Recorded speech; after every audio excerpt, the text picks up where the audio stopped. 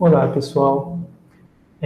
Bom, então eu vou começar a gravar a aula 2, em que a gente vai falar um pouco sobre análise exploratória de dados. A gente falou um pouco sobre isso na aula 1, mas eu achei que ficou um pouco solto alguns conceitos. E como eu já tinha gravado de uma aula que eu tinha dado em outra turma, eles estavam num momento diferente do curso, né? Bom, então eu decidi gravar novamente, quer dizer, não novamente, né, gravar alguns pontos que eu não falei naquela outra aula, tá? Na primeira aula, em que a gente viu um pouco sobre gráficos, um pouco sobre a parte de análise exploratória no R, notadamente, a gente vai falar um pouco sobre algumas medidas de posição que eu não mencionei muito com vocês na outra aula, né? Aquela aula que já estava gravada, sobre medidas de dispersão, que eu acho que eu não comentei naquele outro vídeo. Só para vocês ficarem com todo esse conteúdo de análise exploratória de dados feito, para que a gente possa prosseguir com a matéria quando voltarem às aulas síncronas, tá bom? Então, na aula de hoje, a gente vai passar um pouquinho por tipos de variáveis, né? Algumas estatísticas sumárias, as medidas de posição, medidas de dispersão e, por último, quantis. Deixa eu só aumentar um pouquinho o tamanho aqui no R, que a gente vai precisar usar um pouco do R para ilustrar alguns dos conceitos, tá? Vou dar um zoom aqui.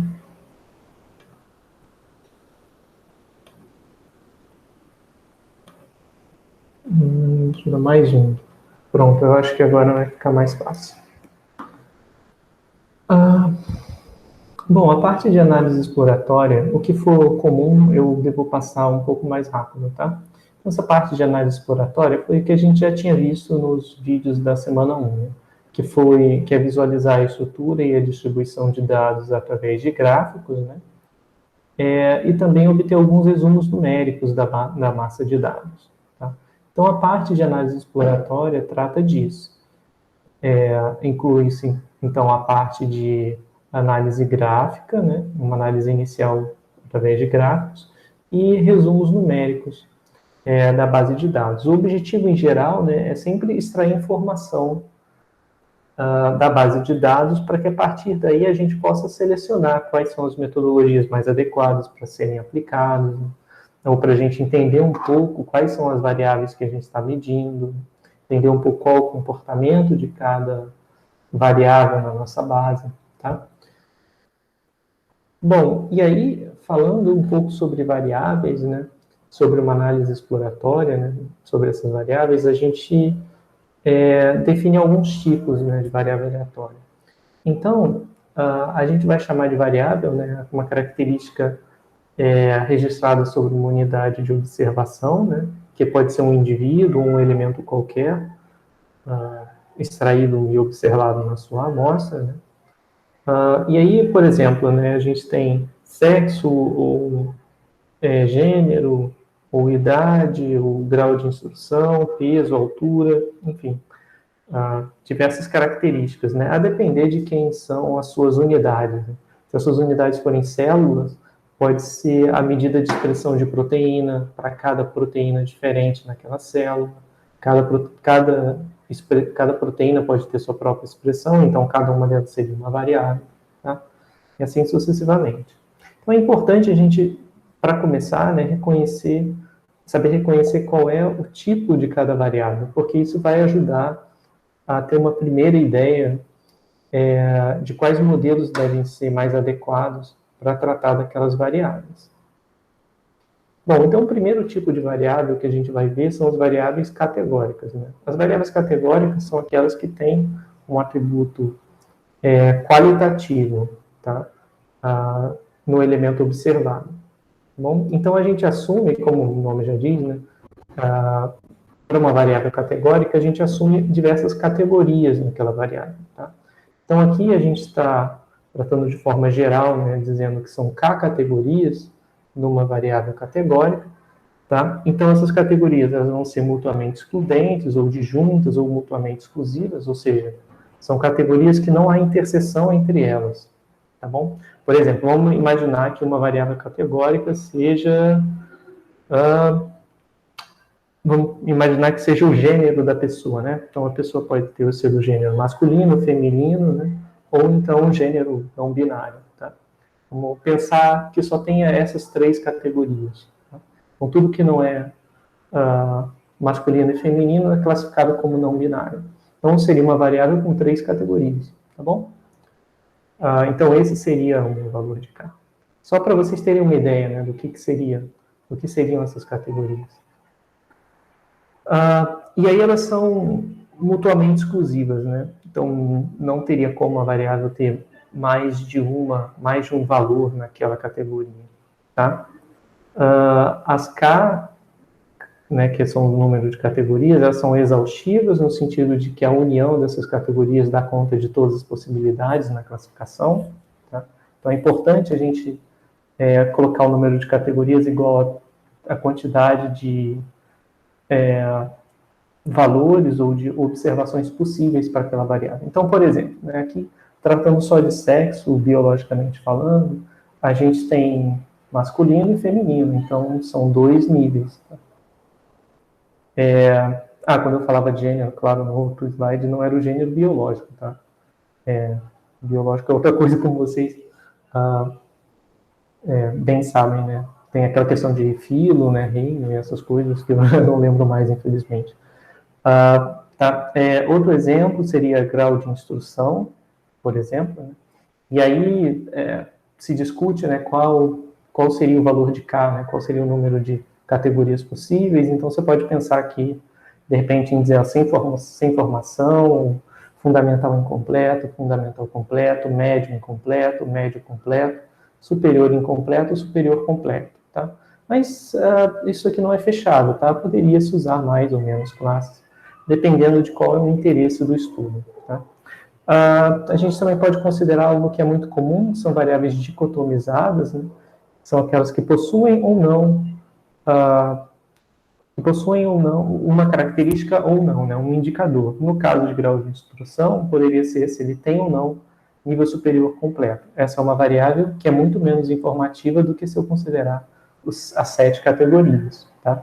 Mas, dependendo do objetivo da análise, se o objetivo for simplesmente comparar pessoas que têm ensino superior com pessoas que não têm ensino superior com respeito a uma determinada característica, né?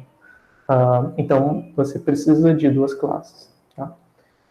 Só para mostrar que não é única, né, a forma de definir quantas classes você vai ter.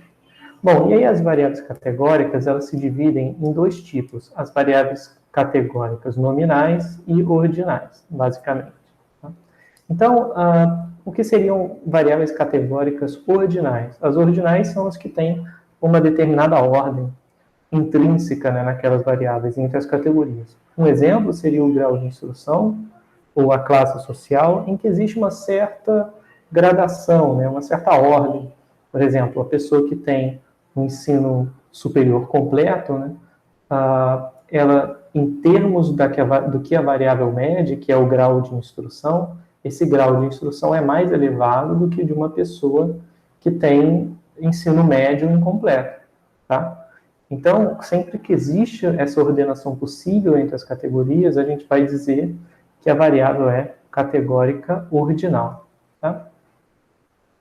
E as categóricas nominais são quando não é possível fazer esse tipo de ordenação. Por exemplo, né, o sexo, cor, região de residência. Tá? Então, essas são variáveis categóricas nominais. Bom, aqui a gente tem um conceito, né, que é o conceito de codificação, que é o de simplesmente substituir o que seria uma categoria da sua variável aleatória por um símbolo. Né? Então, por exemplo, se você tiver uma variável dicotômica, por exemplo, né, sexo de nascimento, né, o sexo biológico, a gente pode ter uma codificação feminina com 0, masculino com 1, ou feminino 1, masculino 2, ou então feminino 10, masculino 5. Né? Usualmente a gente utiliza ou 0 e 1 ou 1 e 2, né? O mais comum é 0 e 1, tá? Em que deve estar claro quem é o 0 e quem é o 1, tá? Isso é mais para organização mesmo da base de uma base de dados, né? É mais fácil você deixá-la organizada numericamente do que sem ser de forma numérica, né? Bom, uma variável pode ter também diversas categorias, né? E aí você pode codificar as categorias também. Por exemplo, se você está falando de região do Brasil, talvez você codifique o norte como 1, o nordeste como 2, o centro-oeste como 3, e assim sucessivamente. Você não é obrigado a codificar as categorias de uma variável aleatória com um texto que representa aquela categoria, tá? Isso é uma coisa um tanto óbvia, né? Mas a gente só precisa ter o cuidado de saber quais variáveis, se a gente for adotar algo desse tipo, quais variáveis a gente pode fazer contas com esses números, né? E quais variáveis não. Por exemplo, região do Brasil, mesmo que eu codifique como 1, 2, 3, 4, 5, a depender da região, eu não vou poder, por exemplo, calcular a média, né? Eu até posso, mas a média não vai me dar, não vai me dar informação nenhuma, né? Se eu fizer a média dos números que compõem essa variável aleatória, tem informação zero, né? Dessa informação nula dessa média calculada. Então é só tomar cuidado com esse tipo de coisa, tá? Bom, agora vamos falar sobre as variáveis que são quantitativas, né? As variáveis quantitativas, elas têm valor numérico, né? Em que o número, ele dá uma noção de quantidade, né? De alguma forma. Então é diferente de uma variável qualitativa que está meramente codificada. Por exemplo, como a gente mostrou anteriormente, a região do Brasil. Você pode até codificar com números, mas ela nunca vai ser uma variável quantitativa, porque o valor numérico não expressa quantidade, né? Não expressa medição de uma característica em escala numérica, tá? É simplesmente um label, né? Uma caracterização. Bom, então as variáveis quantitativas, né, que são as variáveis numéricas, que a gente chama, né, também como sinônimo, elas podem ser discretas ou contínuas, tá? Então, uma variável quantitativa discreta, se ela tipicamente é obtida por um processo de contagem, tá? Por exemplo, o número de quartos numa residência, ou a idade de uma pessoa em anos completos, né? A proporção de pessoas com uma determinada renda em cada família observada. Então, se a gente tem variáveis discretas, elas têm essa característica, tipicamente, né, de se referirem a uma contagem. Tá? Em geral, assim, a forma mais correta de definir uma variável discreta é dizer que são variáveis que assumem valores num conjunto enumerável. Tá? O que é um conjunto enumerável? É um conjunto que você consegue contar. Por exemplo, a gente pode pensar na quantidade de ovos observada numa ovitrampa, que é uma armadilha feita para receber ovos de aedes, vamos dizer, né? Por exemplo. Então, a gente poderia pensar numa variável que representa qual é o número de ovos postos nessa ovitrampa num certo período de tempo, vamos dizer, ao longo de um mês. Tá? Não existe um limite superior, né, para a quantidade de ovos. Então, a gente poderia pensar que essa é uma variável discreta que assume os valores ou zero, se não houve nenhuma oviposição naquela ovitrampa naquele tempo, ou 1, ou 2, ou 3, sem limite, né? Tá bom? E isso aqui é um conjunto infinito, mas ele é um conjunto enumerável, porque a gente consegue contar os seus elementos, né? A gente consegue enumerar, esse é o sentido. Enquanto que se a gente tiver algo que seja intervalar, por exemplo, o conjunto, que é um intervalo 0, 1 inteiro, né? Que é um intervalo contínuo, ou seja, esse intervalo aqui, ele é o que a gente chama de não enumerável, porque a gente não consegue contar todos os elementos que estão aqui, né? a gente fizer um grid e tentar contar, sempre vai existir um grid mais fino que a gente vai poder usar para contar essa mesma, para tentar contar os valores que estão aqui dentro, e a gente nunca vai conseguir contar todos os elementos. Mesmo que a gente conte infinitamente, a gente nunca vai conseguir cobrir todos eles. Enquanto aqui, não, aqui a gente consegue, tá?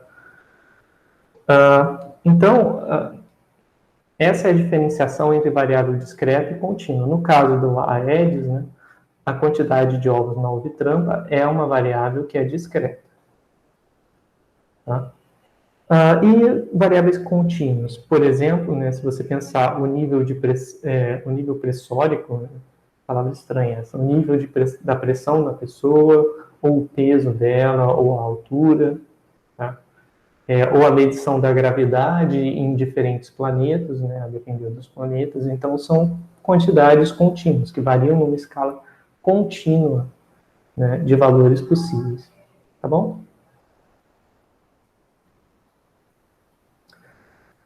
Então, vamos olhar para algumas estatísticas sumárias agora. Tá? Essa parte eu vou fazer no próximo vídeo, dado que a gente já terminou o primeiro assunto, que é mais introdutório, eu vou terminar aqui a gravação. O resto vai para a segunda parte.